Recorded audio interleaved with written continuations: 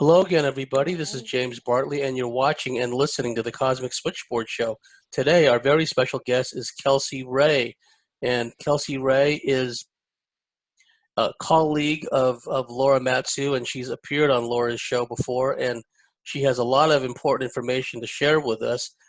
We'll have all of her website links on our dedicated YouTube channel as well as on our YouTube channel. So without any further ado, Kelsea Rai, welcome to the Cosmic Switchboard Show. Thank you, James. It's a pleasure to be here. Well, Kelsea, tell us a bit about yourself and the key milestones along the way, which brought you to your current uh, state, the kind of work you do, and the important information that you're conveying to the audience. Because as we go along, we'll see that a lot of these dynamics that played out in past lives, not just in our current incarnation, in our childhood and whatnot, but in our past lives, they're replaying. And a lot of people are falling into this familiarity of replaying things they don't really need to replay. So please tell us a bit about yourself.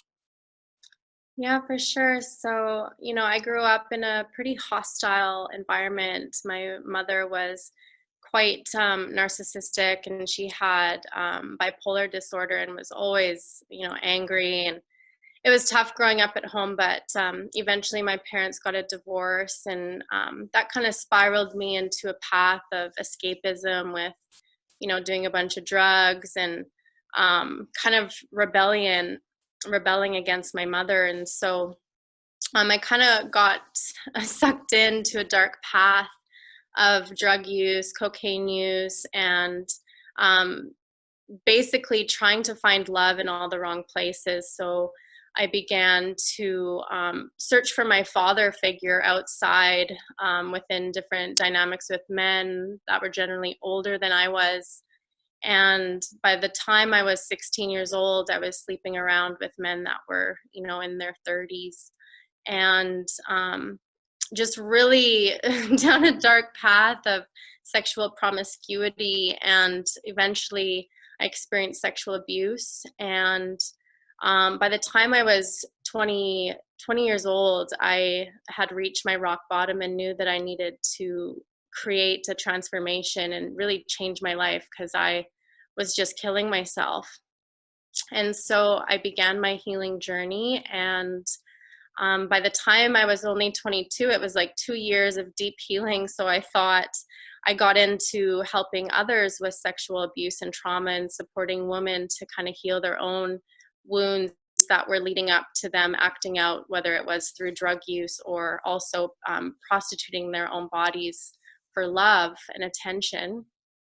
And that only got me so far. It kind of took me down this rabbit hole of getting manipulated into spending thousands of dollars on business courses and becoming a new goddess coach in the New Age movement. And I was coaching for about 4 years, and then I was deepening into womb wisdom. And then I got into that journey, and I ended up getting wrapped up into a cult. And I've only been out of it now for 2 years. I just turned 28, so I'm still pretty young. My journey has been a short one thus far, but the experience of that and all the entanglements and all the learnings of and projections of ancient Egypt timelines that were kind of weaving in and out really woke me up to the hyperdimensional realities. And I started piecing things together and really looking at my wounds and everything that was underneath what led me down that path, so to speak. Does that kind of make sense? Yeah, that's a key point, because a nutshell there. one often hears that, well, I did this, and I have memories of that past life experience, of that kind of culture. And for some, and I say this without any judgmentalism at all, it's almost like a default setting where they figure, okay, well, I had a past life as a Lakota Sioux. I have to live like a Lakota Sioux in this life. I have to do the same kind of ceremonies, live the same kind of life. And to me, in a way, I can understand taking the best of every culture and every era that you were from, but sometimes it seems that people just go and repeat these same patterns instead of kind of breaking new ground or breaking away from old patterning. Could you tell us how the Egyptian memory started to bleed through? Yeah, it was really fascinating because a lot of the work with womb wisdom, we're using the power of our womb to access history throughout all of time, because when we really start to dive into the womb's wisdom, it holds all those archetypes of the collective unconscious or conscious. And so the way that I was roped into that, it was kind of a blessing and a curse in a way, because the gentleman that was leading this organization used a lot of archetypal inflation and actually started to pull out those Egyptian memories.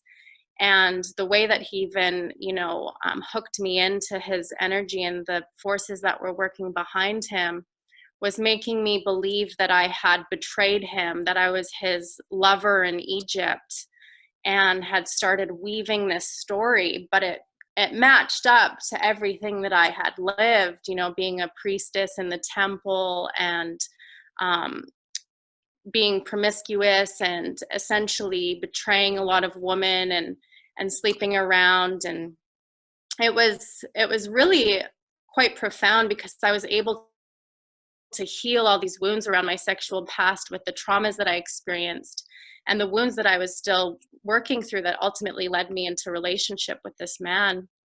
But it was through that work that I began to have these memories. And then once I was able to uncover them through my own meditations, I would go back and have these past life regressions of remembrance of being in the temple and, worshiping the goddess and offering my sexual life force energy to these beings, and actually witnessing the energies behind these high priestesses that were siphoning my energy as well.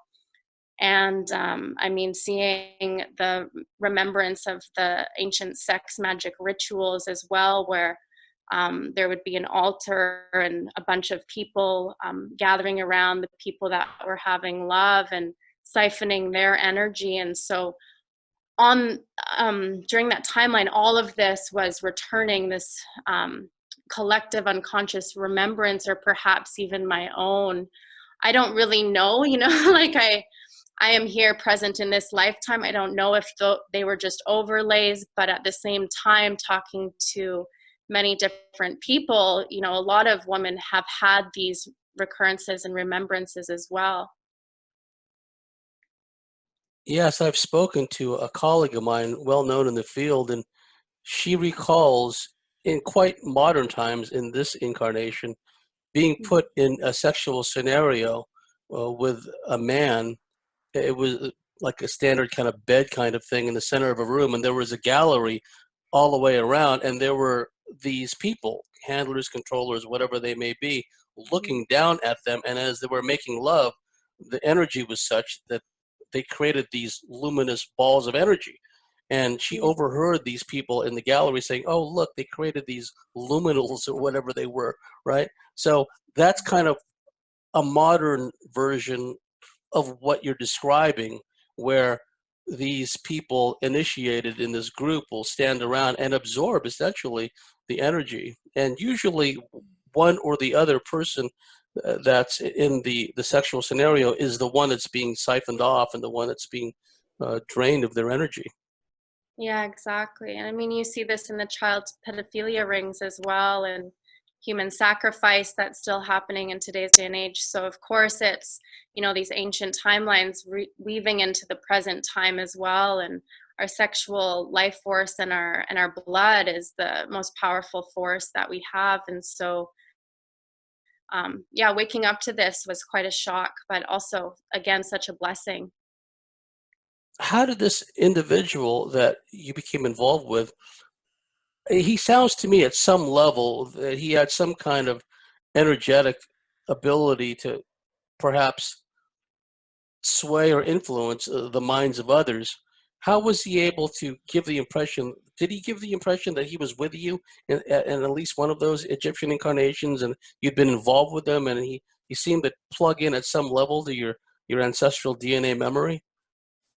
Oh yeah, I mean, he was very powerful in that sense that he could tap in, and he would play on the wounds of all the women in the course, and through our wounds, that's how he would hook these stories in, or build and grow off of them. And it was essentially through guilt that he was able to really hook into me. So he created this story that I had betrayed all these women in the Temple of Immaculate Conception, and it was me that had basically, you know, invited these archonic energies in, and that through my invitation, these beings slaughtered all the women's wombs, and so it was through that guilt that I was able to just become so undone. And then he was pulling on my vulnerabilities, and from that moment, I was hooked because, yeah, there was a lot of manipulation through the wounds. So he would know our vulnerabilities, and that's how he would play stories through us and basically control our minds. It was definitely a form of trauma-based mind control at that point. Did it seem as if he would identify these wounds and these vulnerabilities and then reinstall, if you will, or add more layers of the shame-based programming, and then make it seem as if, well, if you do this kind of program, if you do the kind of sex magic healing that I teach, it's almost a way of like expiating yourself or divesting yourself of whatever shame or guilt? Was that kind of the appeal that he was using? Was that part of it, or was he coming from a different tack? Absolutely, that was part of it. And also, that was part of his tactic to really separate us from our families, from our friends. You know, if you don't follow me, then, you know, you're going to be spirit influenced. And there was a lot of fear inserting into our psyches that way, and just fear based, yeah, mentality. And it was really hard to begin to separate the truth from what was, you know, really happening, because he had worked his way up into this powerful role where if we didn't have him, or if we weren't following that path, we would essentially, you know, become demons. And it was really, it's quite sobering to be out of it now and be like, how did I get, you know, stuck and wrapped up in that mess? But because I was in such a vulnerable place, and because my wounds were so exposed, he was really able to play on those, which was quite sick. Does Did that he? answer your question? Yes, it does. Did it seem like, and I'm just trying to understand the dynamics of how that particular guru, how that particular narcissistic predator archetype worked, because it's instructive for others who may have gone through or are still going through something similar. Did he kind of tailor make his approach to different women depending on what he's able to tap into psychically, you know, through this hive consciousness with the different women, uh, and kind of play on that? Absolutely. Yeah, absolutely. And he, at the time that he was kind of trying to come into my life, he was also showing up in other women's dream Mm. times. He Oh, was, yes. you know, feeling me for some time, and there was, you know, a couple women that he was trying to work his way into a little deeper at the same time. And I had no idea until after. If I had known at that time, I probably would have, the veil or so that was over my head probably would have come off. But yeah, the levels of deception was really quite profound. I remember one night, a couple nights after we had that experience where he had basically flung himself on top of me, and, you know, let me know that we were married in a past timeline, and that he had found me again after all this time, and kind of played up this fantasy. I remember being in my room, and I could feel this force. It was like this dark energy that was over me. And I almost, like, at the time, I knew it was him, but I couldn't think clearly. You know, it was like there was this fuzz around me. Um, so yeah, that was something I think a lot of the other women felt, and it again brought this fear. And then we went to him, and he said, "Oh, it's these forces that are coming. You know, now that we're doing this work, they're going to try and derail us." And it all became projected upon these other negative forces or entities when it was actually him and what was behind him, so to speak. Yes, it's like a trap of agreement, or willingly he had gone along with this probably through many lifetimes, and he was kind of their executor, their agent, working through Hmm. him. What Yeah. particular cultural or metaphysical genre was he using as a vehicle for all this? That's the most terrifying piece, is because it was all around the Christ lineage. And so we were praying to Mary Magdalene, we were praying to Yeshua, we were praying to, the Christ lineage path and all these divine beings. And so that's really how he manipulated it so well, because, why would anyone of that level and that octave of light have these dark forces moving through him? That was kind of how he was able to hide or play the good guy, so to speak, and not take responsibility for how he was manipulating all these women. But it was really profound, because after I kind of unraveled from this work, a lot of our devotional energy and our prayer was going to, Mary Magdalene and Mother Mary. And it was almost like we had to offer ourselves to the point where we were completely exhausted, and I couldn't connect to the divine love energy that was there. It was like really hard. We had to work for it. And then after I got out of this cult, I would say Jesus, or I would say Yeshua, and just pray to Jesus Christ. And there was a clear resonance of light that would be in the room immediately. There was no devotional energy that I had to offer and pray my guts out for. It was clear and simple. And so even that in itself just proved that there's a lot of dark forces that are imposing as these, higher beings of light. And so that was another huge wake up call, is, there might be these beings that are showing up as light when meanwhile they're very dark demonic entities that are feeding off of us. And the devotional, worshipful energy that's exuded that you just mentioned, that in itself is like more than just a vote of offering. It's almost more like a sacrifice. Just and how they got like the Catholics with the rosary beads and the repetitive nature of the alms and things like that. That just locks people into these thought loops and what have you. Now, what's interesting also is the dynamic he created of, it has the outward trappings of worshiping the divine feminine and the goddess Mhm. principle, but it's very patriotic, and it's very patriarchal rather, and it's very much geared towards moving the energy in his direction. Now, did he have an inner circle, and how did he regard males? Did he make any effort to heal males, or was this strictly a setup whereby women would be drawn to him and he could try to work out individual programs with each woman? Yeah, so at the beginning, it was very much just woman orientated, and it was like, he was the head of the courtesan, and he had the two main teachers of this work. One was his ex, um, that he was still presently with when I was with him, and then the other woman was the mother of his child. And so um, he had his inner circle of these women and a couple other teachers as well. And, the whole time there was a lot of betrayal against him towards other women. And as women in the group, many of them were afraid to speak up, because if you did, you'd be removed from the work. There wasn't questions that could be had. If you confronted them, you were kicked out. And there was so much fear there that women didn't want to be removed.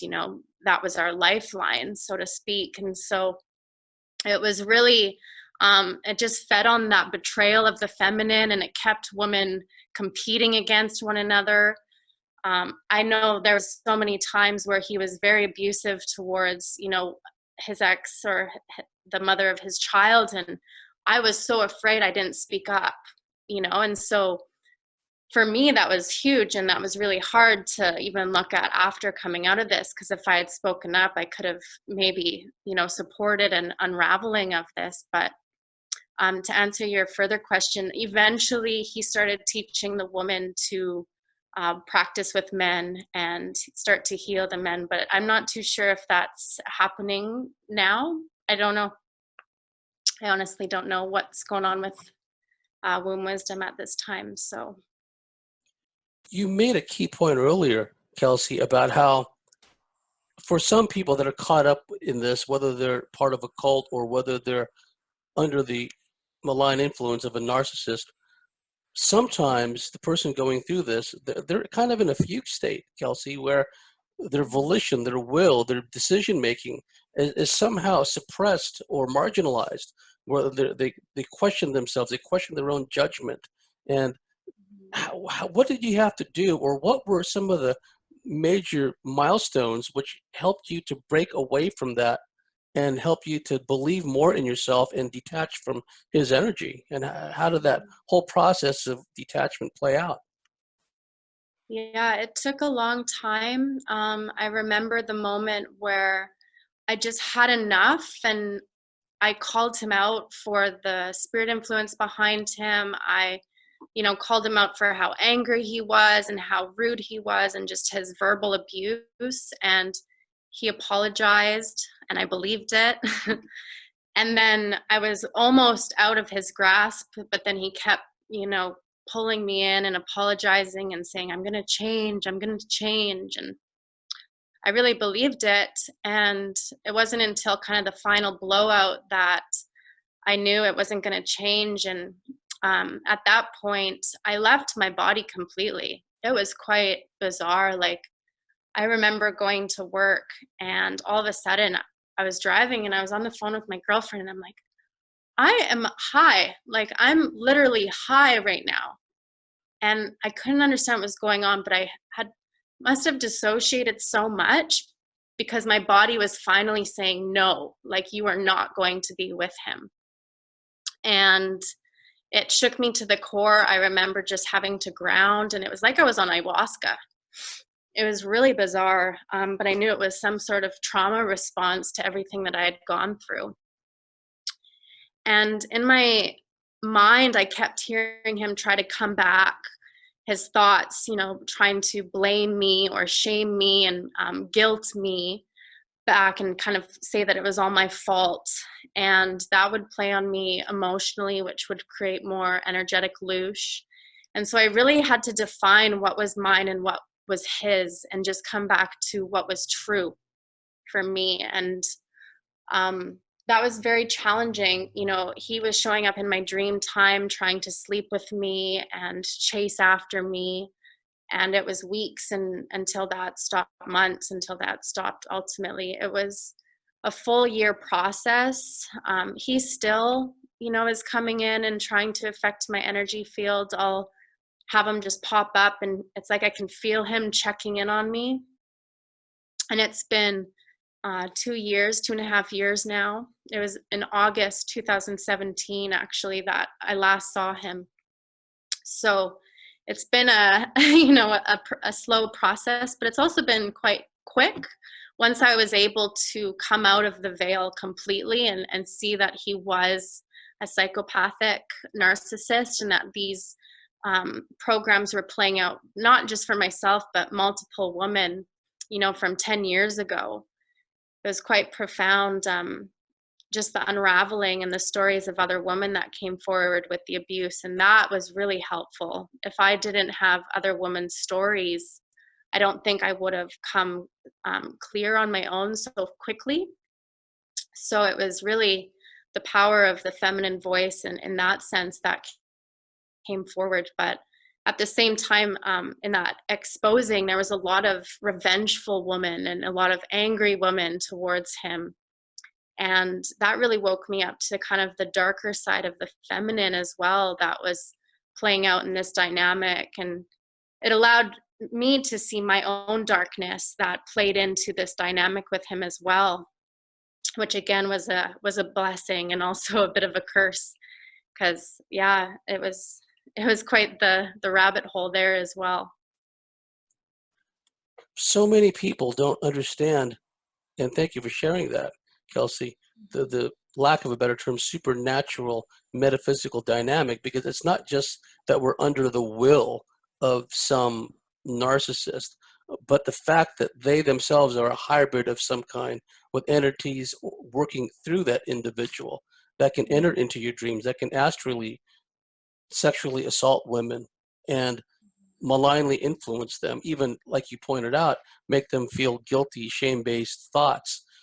So it's a very deep rabbit hole. It's not just a simple matter of an interpersonal relationship gone wrong. Now, the kind of environment that he set up, was this like a temple of worship, or was it like an ashram, like some of the more Eastern metaphysicists set up? Was it something along those lines? He travels, around the world, but at that time, the work was happening in Hawaii on the Big Island, and his son's mother was there, living there, and he had come there, and so he started offering some work. And I had, at the time, I was living there, so I was there for 6 months, and that's when kind of I got involved, because he ended up moving to the retreat center where I was staying, and that's where the workshops and things were hosted. But he's mobile, so he was traveling around the world offering different workshops in different countries.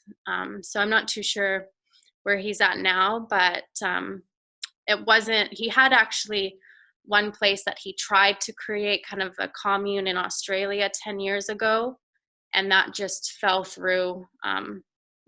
A lot of people spent their life savings, hundreds of thousands of dollars to move into this community home where he was just living for free and getting everyone to cook and clean for him. And yeah, hearing about that just makes me so sick.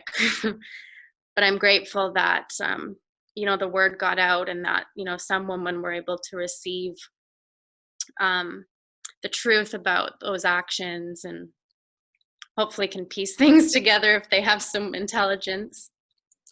Well, it speaks volumes for your strength of character and your will and your sense of your own destiny, Kelsey, because so many women, they get caught up in that, and it could be years and years and years before they can make a clean break.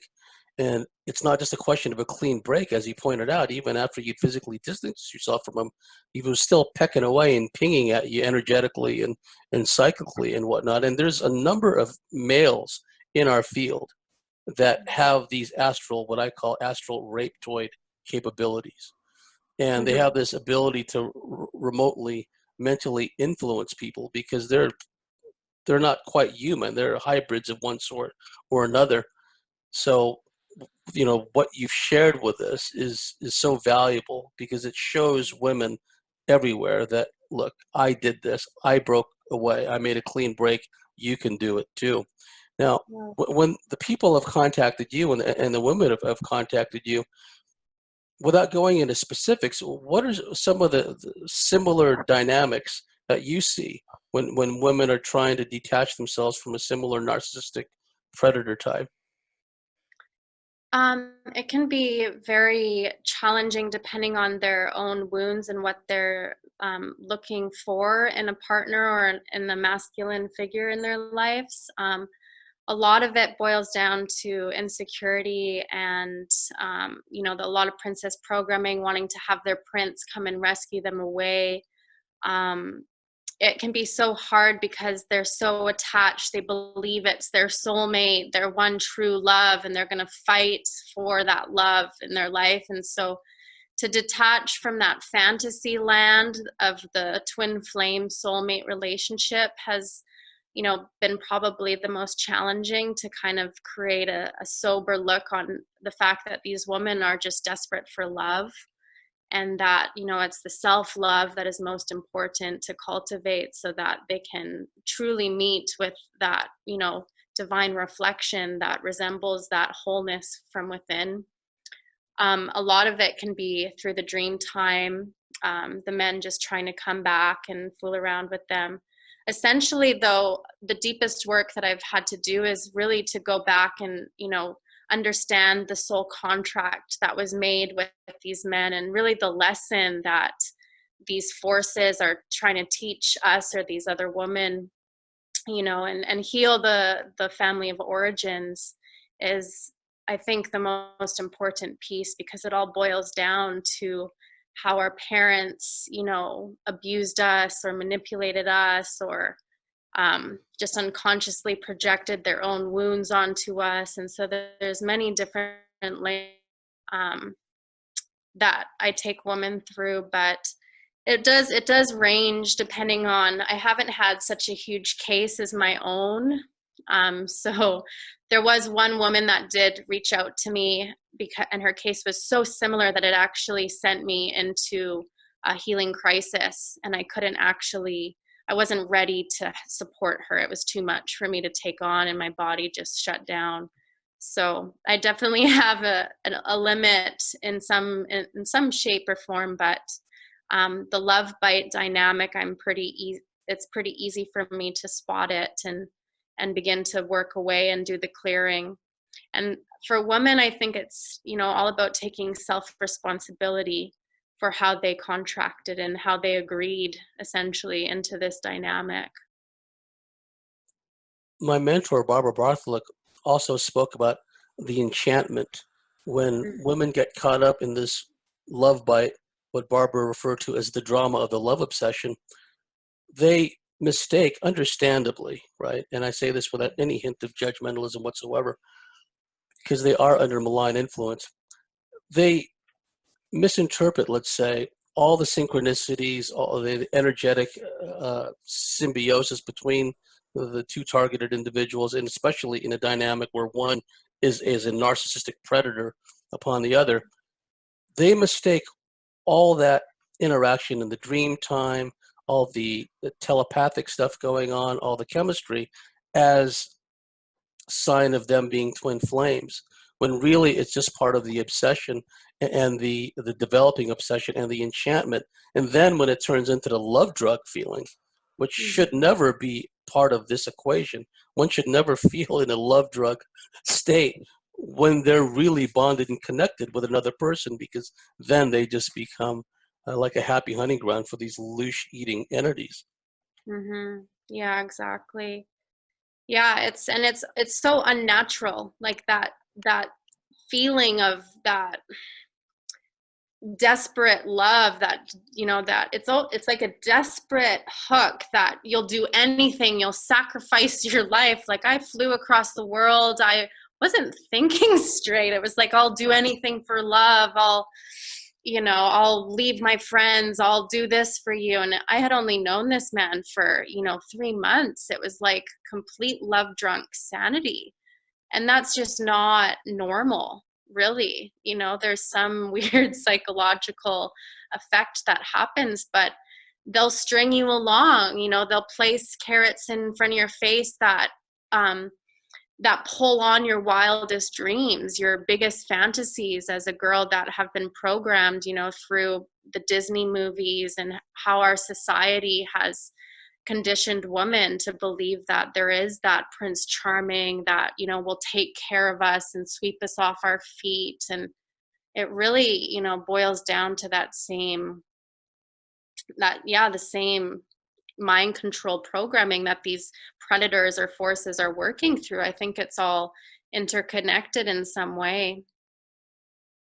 Definitely, because these latent vulnerabilities are being played upon. The entities working through these individuals, through these hybrid narcissists, they're operating in a hive consciousness fashion where they can actually, entities working through them could give them the intel they need, give them information from this other individual's past memories, body memories even, and they seem to plug right into that. So it's a very deep dynamic at work, and it has very dark aspects to it.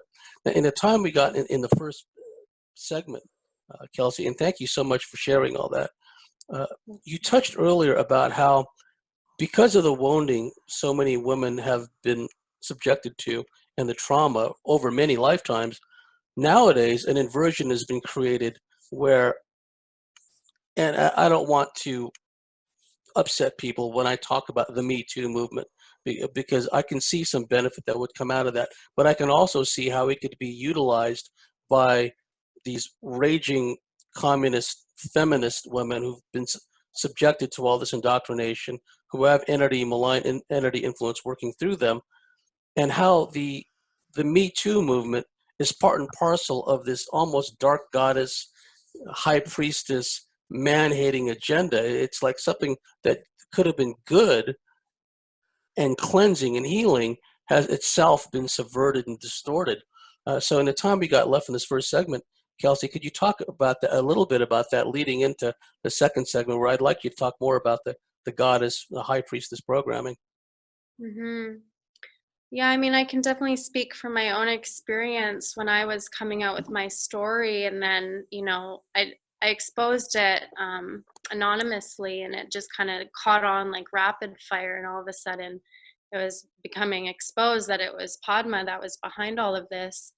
Um, it was really intense feeling the energy of these cutthroat, individuals that really wanted to tear him down and seek revenge, and were so angry still at the injustice that he had done.